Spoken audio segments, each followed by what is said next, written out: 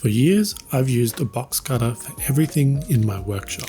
It's reliable, it's cheap, and for most jobs, it works. But when precision matters, when you need a clean cut without damaging delicate parts, it's not just the wrong tool, it's a dangerous one. I backed a Kickstarter for an ultrasonic sander from a company called Hozo Design. I've reached out to them about a potential collaboration, and they sent me this. The Neoblade Creator Combo, their ultrasonic cutting knife. It comes with a knife, a charging dock, a spare battery, and a blade magazine with extra blades, as well as some other variations of blades that you can use in the cutter itself. So what makes this different from a regular box cutter blade? Well, it's an ultrasonic blade, which means when you turn it on, it actually vibrates at 40,000 times per second, which drastically reduces cutting resistance. In theory, that means you can cut through materials with just the weight of the tool itself. But the question is, does it actually work better than the box cutter? I decided to test the blade on 8 different materials that I typically work on to see how it actually performs. First off, let's start with paper. Both the box cutter and the Neoblade cut fine.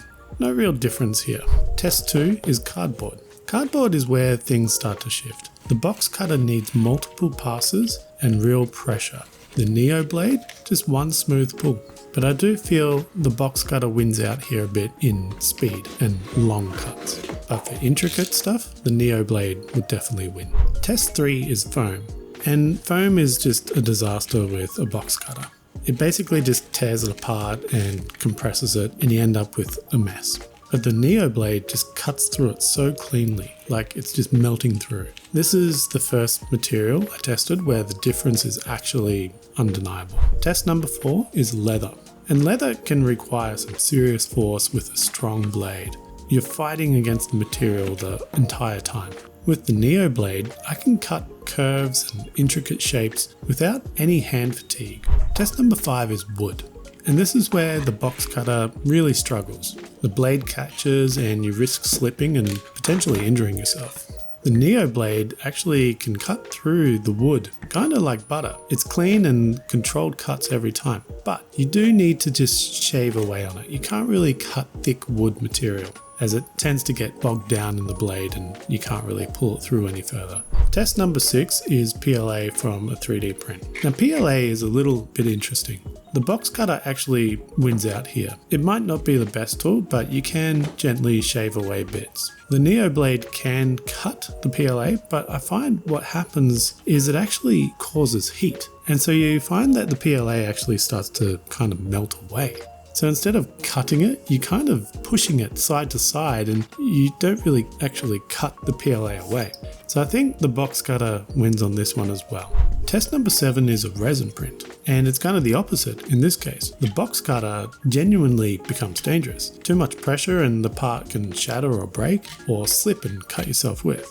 But the Neoblade requires almost no force. The vibration is doing all the work for you. If you're someone that does a lot of resin printing, you're probably pretty familiar with all those support removals and tiny little tidy ups that you need to do. This would be a great tool for that. Just trimming away, fine detailing everything. And the final test, test number 8, is electrical wiring. Cutting into electrical wiring with a box cutter, I think is a skill that you can develop over time. You kind of build up this technique where you can easily remove that insulation layer without actually cutting any of those strands of electrical cable inside.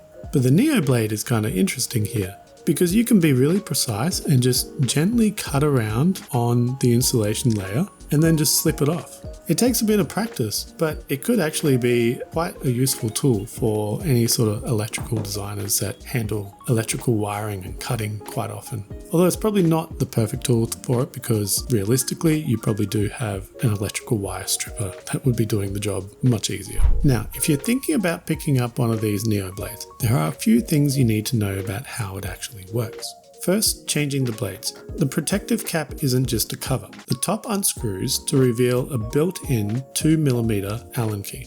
You can use this to loosen the grub screw at the front to safely pull the blade out. New blades come in this little magazine. They slide out one at a time. So you just pop in the new blade, tighten the screw, and you're done. The whole process takes about 15 seconds. Next, the battery. It's a kind of multi-stage twist lock system.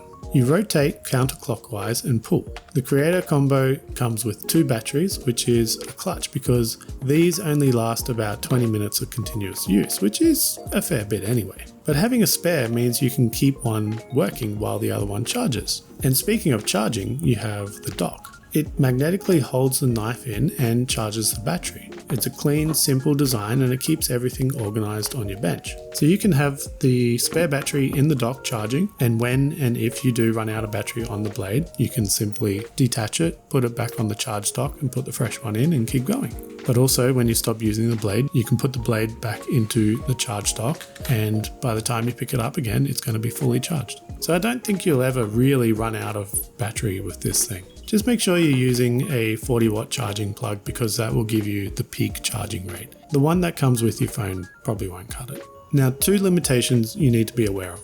First, this thing generates heat because of those vibrations, like actual smoke producing heat on some materials. And second, be careful what you're cutting on because this thing will slice right through and likely cut whatever's behind it. Hozo Design do have a specialized cutting mat if you want to protect your working area, but you purchase it separately. But if you plan ahead, swap batteries as they deplete, use a good cutting mat, and take breaks between cutting to make sure the heat goes down, it's really a non-issue. So which one should you use, box cutter or Neoblade? The box cutter isn't going anywhere in my opinion. It's still my go-to for the rough and dirty work.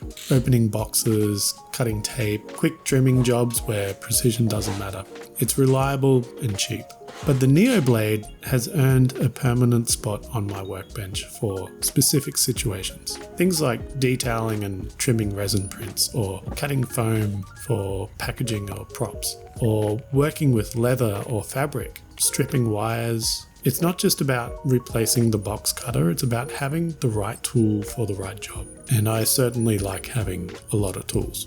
Now, is it worth $150? Well, if you've ever snapped a $20 resin print because you applied too much pressure with a blade, the math starts to make sense. If you've ever cut yourself on an old dodgy blade because you put too much pressure and slipped, well, maybe that Neoblade could have prevented that. You're not just paying for convenience, you're paying for precision, safety, and time saved. I've also got an affiliate link in the description. If you decide to pick one up, use my link. That helps support the channel and saves you some money. So bottom line, if you're serious about precision work, this is the upgrade you didn't know you needed. If you found value in this video, then please subscribe to the channel. Otherwise, thanks for watching.